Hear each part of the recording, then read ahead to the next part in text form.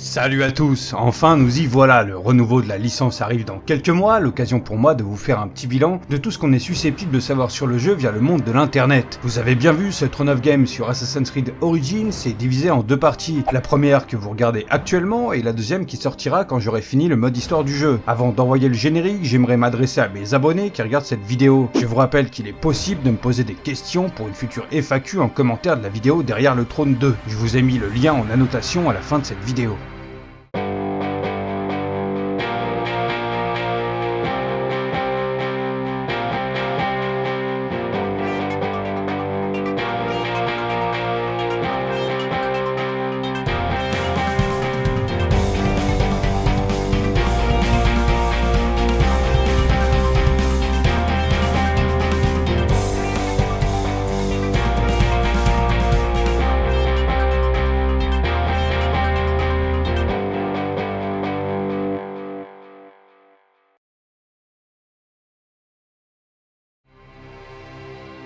La licence se sera fait attendre pendant 2 ans, plus que quelques mois et on touchera enfin la sainte jaquette d'Assassin's Creed Origins. Comme d'habitude développé et édité par Ubisoft, la sortie est prévue pour le 27 octobre de cette année et sera disponible sur PlayStation 4, Xbox One et sur Windows. C'est lors de l'E3 de cette année que l'on a découvert 3 vidéos sur le jeu. Une vidéo de gameplay, un trailer de l'histoire et un trailer montrant le monde ouvert que propose Origins. Je vais aller dans le détail par rapport à ce qu'on sait via les infos données lors de l'E3, via des interviews et d'autres articles parlant du jeu jusqu'à ce début de mois d'août. Je finirai par vous donner mes attentes et mes craintes par rapport à ce jeu, parce que même s'il est prometteur voire surcoté, faut savoir garder les pieds sur terre. On sait jamais, ils nous vendent du rêve avec ce Origins, mais dans le doute, ne nous précipitons pas. En tout cas, je vais essayer personnellement.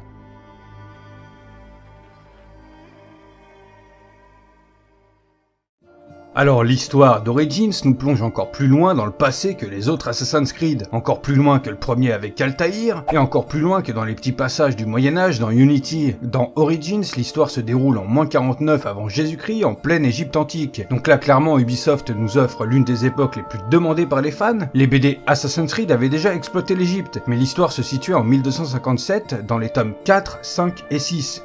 Hawk, El-Kakr et Leia. Bayek est le nouvel assassin de la licence, son passé, sa vie, tous ces détails sont encore un peu obscurs, et tant mieux d'un côté. Bayek est le dernier Medjay, Julien Laferrière lors d'une interview décrit les Medjay comme étant un peu la police locale. Bien évidemment leur rôle est plus profond que ça, ce sont entre guillemets les protecteurs d'une certaine culture égyptienne, voire de vieilles traditions. Là où Bayek étant le dernier d'entre eux, devra faire face à un changement, un pivot de l'histoire où les vieilles traditions laissent leur place à un nouvel ordre mondial mené par les Grecs et les Romains. De cette dualité entre Bayek, dernier protecteur d'une Égypte ancrée dans ses traditions, et ce nouvel ordre mondial, va naître la confrérie des assassins, d'où le titre du jeu Origins. Nous allons à travers Bayek découvrir l'origine de la confrérie, comment Bayek est devenu entre guillemets le premier assassin, comment il va fonder cette confrérie que nous suivons depuis le début.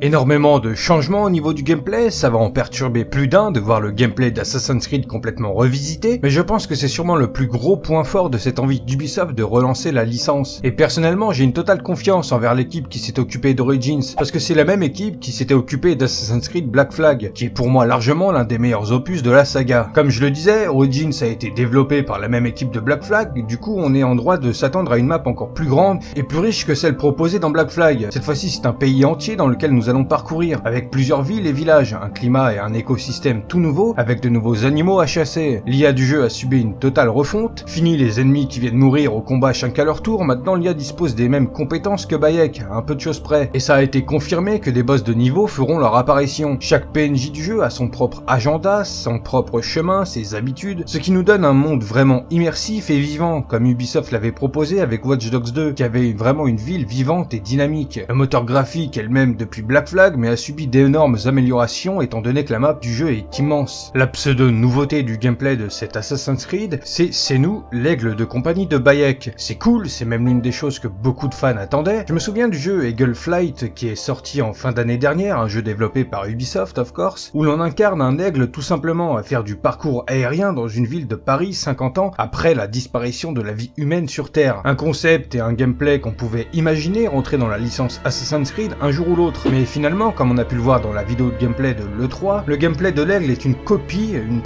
simple et futile de celui du drone de Marcus dans Watch Dogs 2. Et ça, je dois avouer que ça me déçoit beaucoup. Les batailles navales sont de retour avec cet opus, très peu d'infos sur ces nouvelles batailles, si ce n'est qu'elles sont décrites comme étant exotiques. Au niveau du système de combat et d'infiltration, tout a été également revisité, au point que le système d'escalade de murs et bâtiments est résumé qu'à une seule touche, ce qui permet d'avoir un système de combat avec beaucoup plus de possibilités. Il est possible de donner un coup faible et un coup fort maintenant. Plusieurs types d'armes sont à disposition en même temps, le bouclier, l'arc, des armes lourdes et légères, etc. L'inventaire d'objets et d'armes est lui aussi tout neuf, le tout accompagné d'un système d'arbres à compétences bien plus intéressant que celui présent dans Syndicate, et un système de niveau de personnage encore plus poussé que dans les précédents opus. Le système de crafting et de loot est lui aussi amélioré et laisse à penser qu'il y aura pas mal de choses à faire de ce côté du gameplay. En résumé, Ubisoft a pris la température et a décidé de proposer un jeu ressemblant beaucoup à The Witcher 3 et au récent Horizon Zero Dawn, tout en restant un Assassin's Creed bien sûr. Est-ce que c'est uniquement une raison commerciale, une façon de dire au monde « nous aussi on peut faire ça », hein, ou une sincère envie de relancer la licence qui était énormément critiquée dans le mauvais sens depuis la sortie d'Assassin's Creed Unity.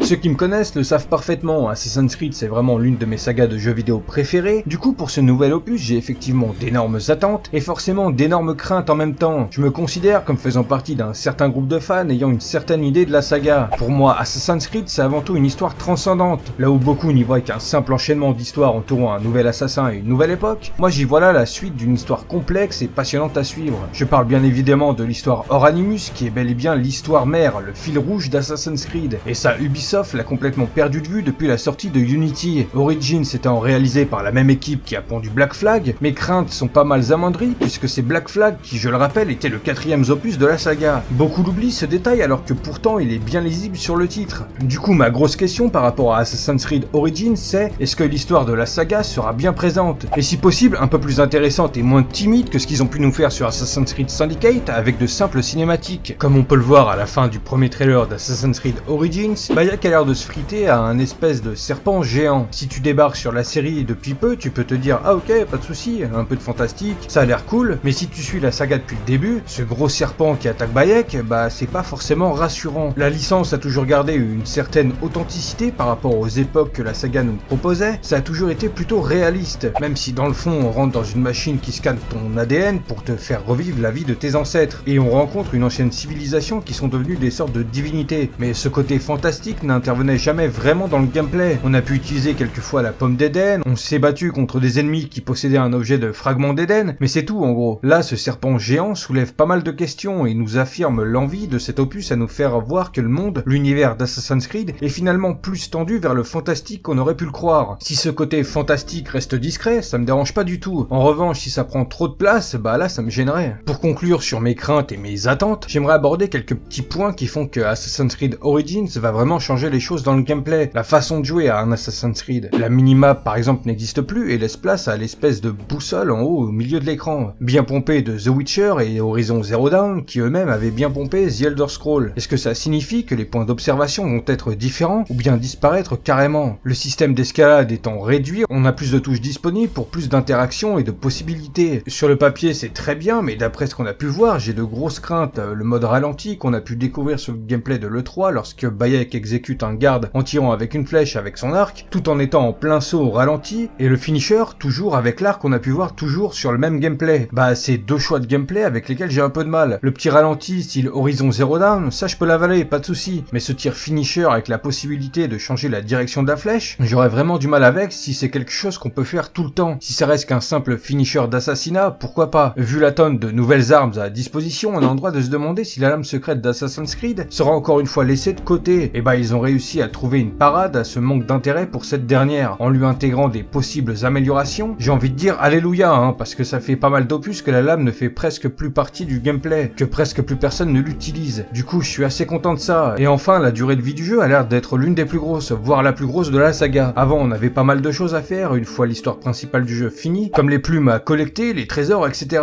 Mais là on va pouvoir y rajouter une multitude de quêtes secondaires, car oui, ayant pris le format d'un RPG, il n'est plus question de mission mais bel et bien de quêtes.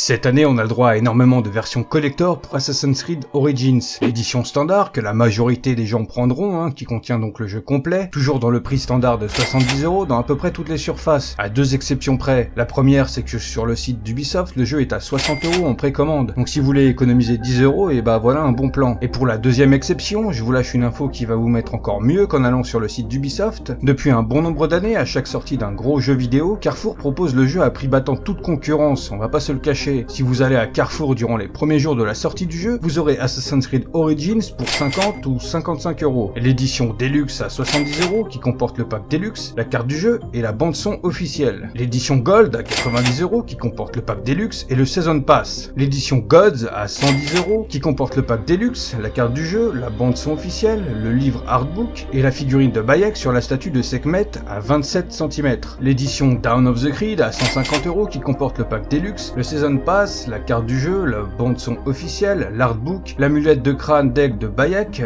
2 cartes artistiques originales, le steelbook et la figurine de Bayek et c'est nous de 37 cm. Et pour finir, l'édition légendaire Dawn of the Creed à 800€. Ça en fait des bistons, on va pas se le cacher, je crois qu'elle n'est même plus disponible à l'achat tellement l'édition est en peu d'exemplaires. Cette édition légendaire nous rajoute 4 lithographies grand format, l'amulette de crâne d'aigle en résine et pareil pour la figurine de Bayek et c'est nous. À la différence que la statue mesure cette fois 73 cm. C'est une édition vachement cool, mais à moins de gagner 10 000€ par mois, c'est pas vraiment le type d'édition collector à la portée de tout le monde. Personnellement, j'hésite encore beaucoup. Est-ce que je me fais pas chier et je débarque devant Carrefour à l'aube? Ou est-ce que je me fais plaisir avec l'édition Gods, mais ça signifie soit une queue pas possible à Micromania, soit un retard venant de la précommande avant de se taper la queue pas possible à Micromania. C'est un choix vraiment difficile, un choix cornélien on peut dire, Voilà pour cette première partie sur Assassin's Creed Origins. Je pense avoir survolé tout ce que nous promet ce nouvel opus, mais si j'ai oublié quelque chose, n'hésitez pas à me le dire dans les commentaires. La deuxième partie de ce Throne of Game aura lieu, je le rappelle, dès que j'aurai fini l'histoire principale du jeu et quelques missions secondaires après. Du coup, je vous donne aucune date précise, étant donné que d'ici là, je ne sais pas si j'aurai du temps pour moi pour finir le jeu rapidement. Je pense que ce sera grand max pour début décembre, et si j'ai tout mon temps, ce sera sûrement courant novembre. Donnez-moi également votre point de vue sur le jeu, est-ce que vous êtes confiant ou est-ce que vous avez quand même un peu peur du résultat? Si la vidéo vous a plu, mettez un pouce bleu histoire d'augmenter la visibilité de la chaîne, partagez-la à votre entourage fan de la saga, abonnez-vous à la chaîne si ce n'est pas déjà fait tout en cochant sur la cloche. En plus de me rejoindre sur les réseaux sociaux Facebook, Twitter et Instagram, je vous invite à me rejoindre sur Twitch. J'ai repris l'habitude de faire quelques lives dans la semaine et j'ai également créé un serveur Discord pour ceux qui voudraient participer à des live débats sur des séries ou films, échanger ou me regarder jouer et rigoler, etc.